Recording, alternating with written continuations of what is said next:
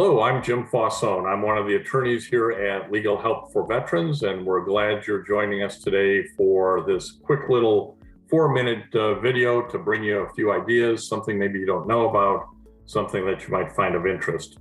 So we get asked a lot at our veterans disability practice about the need for a diagnosis. And in particularly, we get asked this at the intake level when somebody's calling up and say, hey man, I need help getting my VA disability. I just don't know what to do. And they often tell us what they believe the problem is and what the disability is for which they should be service connected, but they don't have a diagnosis. So this is really critical to the process. You have to have a diagnosis of a condition or disability to move forward, to connect that to being service connected. So we want to offer you some practical ideas on that diagnosis issue.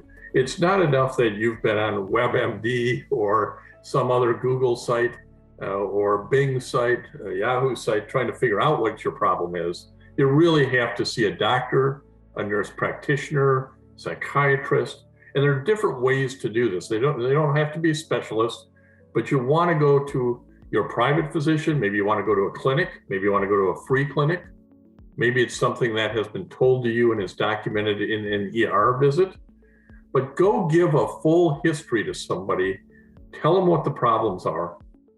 See if they agree or will say what the diagnosis is. And then bring that forward to somebody like Legal Help for Veterans so that we can work with you in connecting that disability to a service-connected disability. So it's really an important first step.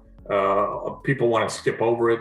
They say, I don't have resources or I can't go to the VA. Well, think about if there's a free clinic. Think about if there's a nurse practitioner. Maybe it's just somebody at your church. Maybe they have a free clinic. So don't skip that step. It won't be the last step in the process, but it is an important first step. As you know, we are involved with veteransradio.net. We are podcast hosts for them. They've been on the air for something like 17 years now. We've got quite a treasure trove of interesting information, podcasts you might want to listen to, and would encourage you to go do that at veteransradio.net. And I wanted to mention one in particular that we recently did, and there'll be a link below, about gaming.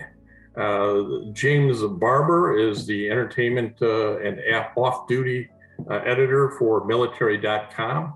We had an interesting conversation about gaming in today's environment, how that is a tool for DoD to recruit people, to train people, and even how some of our defense systems mimic gaming. So if you're an older vet, you might find this an interesting discussion because it's not something you've thought much about, and it certainly wasn't in existence during your life. And then finally, we are the folks who maintain the Medal of Honor site called homeofheroes.com, where we talk about medals of honor, and this is Medal of Honor month actually. But we want to also mention all of those primarily men who have received the Silver Star. So let me remind you that the Silver Star is the third highest military combat decoration. You can find a lot about it at homeofheroes.com. We'll have a link down below talking about what criteria it takes to be awarded a Silver Star. And again, we ought to honor these men who've received such distinguished valor awards in combat for their gallantry. So thanks for spending a little time with Legal Help for Veterans today. And we hope you enjoy this and come on back next week for another 4-minute video.